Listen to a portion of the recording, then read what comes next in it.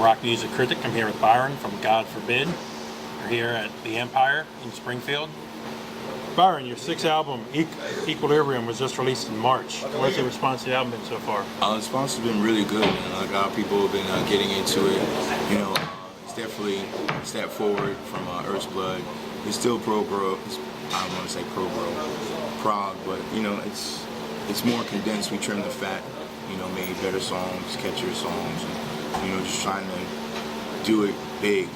I will say, I listened to it last night. This starts out, the first track hits you and it just captures you right for the first start of it.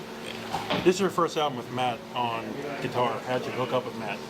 We've known Matt for a long time. Like when we used to go to LA, he would come out, and come hang out at shows with his now ex-wife, and we just kind of know him from him being in hymns as well. And Doc and Dallas were really good friends with him. He wasn't playing with any bands at the time, and he still wanted to play, so we kind of snatched him up. Is it hard to bring in somebody new to have learned everything? Yeah. Did Matt pick up well? Yeah, he picked up well. I mean, Matt's a very talented guitar player. It was definitely a weirder thing to have him in the fold just because it'd been so long that we've been, the original lineup. Yeah. To actually change someone after all this time, it was a good thing, but it was a bad thing at the same time. I know exactly what you're saying, man. With the band songwriting process, did that change bringing Matt on board? Has Matt added to that? Matt has definitely added to the songwriting process. Him and Doc have a similar style of writing, and they kind of like the same style of musicianship as far as like the European thrash. And they're both very melodic guitar players. Doc is more of a heavy melodic guitar player, and Tricky's more of a catchy pop, metal, melodic guitar player.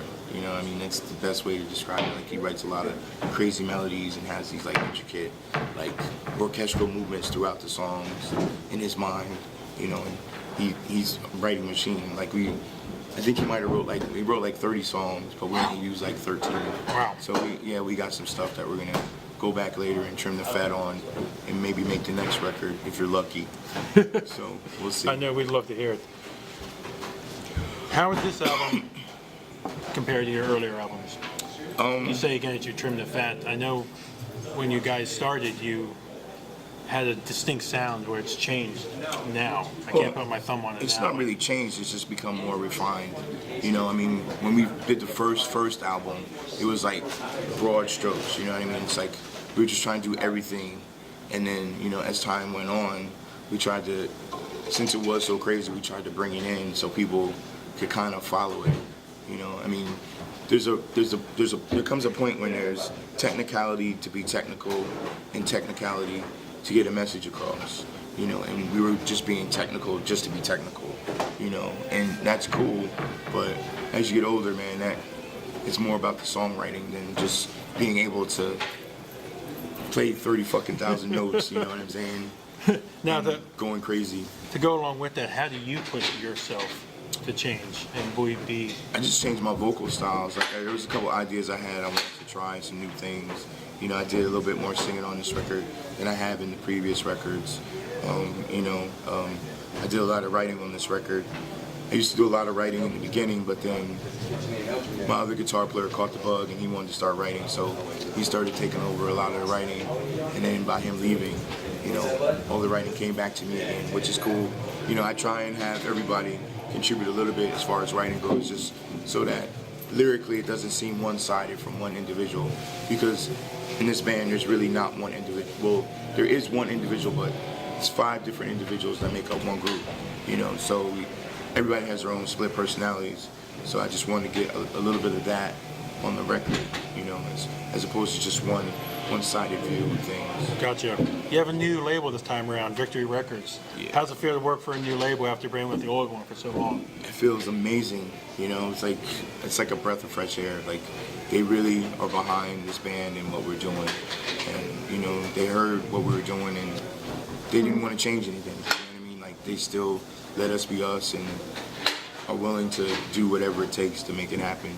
So you gotta appreciate that. Some labels, if they have big expectations, and if you don't meet them, then they just kind of throw you to the back burner and, you know, sign like 15 other bands that are trying to be you anyway. Kind of sounds like with this new label, with that personal side's there a little bit more with you guys, at that care and attention. Yeah, I mean, we're an older band, so for us, it's like I'm very emotional about what we do. You know what I mean? Because at the end of the day, I'm giving it my all. You know what I mean? So I want people around us who care that much about it as much as we do. You know, we just don't want to be another number on the page.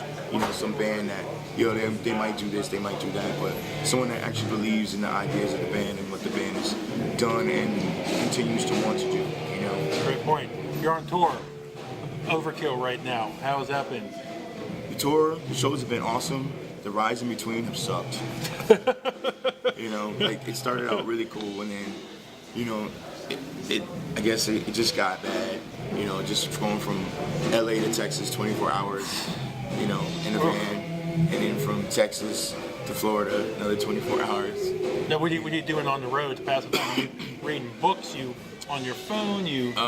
I'm pretty much on the internet. Like I've turned into an internet whore because we have to do a lot of self-promoting just to keep the name out there. We disappeared for a little while, you know. So we gotta do what you gotta do. You gotta keep that internet presence. Try and read a little bit here and there. I'm right now into some conspiracy books, but I'm not gonna say which ones I'm into. But yeah, we do a little bit of that, you know, and just trying to stay rested and healthy so we can finish the tour strong. I will say to all the fans out there, God forbid, Facebook, very active with the fans. Great place to sign up, like them. They post a lot on there, interact very well with that. And we're gonna have some videos up there soon too. Sweet. It's gonna be crazy. We're looking forward to it. What have you been listening to lately? Lately I've been Doesn't need to be new, could be old. I listen. Lately, I've been listening to the last Straight Line Stitch album. That shit's fucking amazing. I love that album. I've been listening to Avenged Sevenfold's last album. I listened to the new Five Fingers album. Listened to the new Lamb of God. And then I just been listening to old stuff like Slayer, as usual. Of course. You know, some Anthrax, the new Anthrax. That's a killer album. And then, you know, I love my Maiden, so I listen to a lot of Maiden. Yeah. Was there anything else you want to say, man? I got far enough to say. Just be on the lookout. We're about to do this Trespass America tour with Five Finger Death Punch, Kill Switch Engage, Trivium, Pop Evil, Amura, Battlecross. So we're about to get in your ass this summer. It's gonna be a good time. We'll be out hanging out as usual. You'll see us at the shows. We're gonna be trying to do barbecue sessions, you know, hanging out with the fans, just having fun, man, loving music, you know, and just being there for the music and the people, just hanging out. You know, you come see us, say hello. We'll be down and, you know, crack the bottle of Crown open and take a couple swings with Dime Bag and have a good time, man. Good. Byron, Keep thanks it rolling, no for the problem. time. Thank you. Matt for Rock Music Critic. See ya.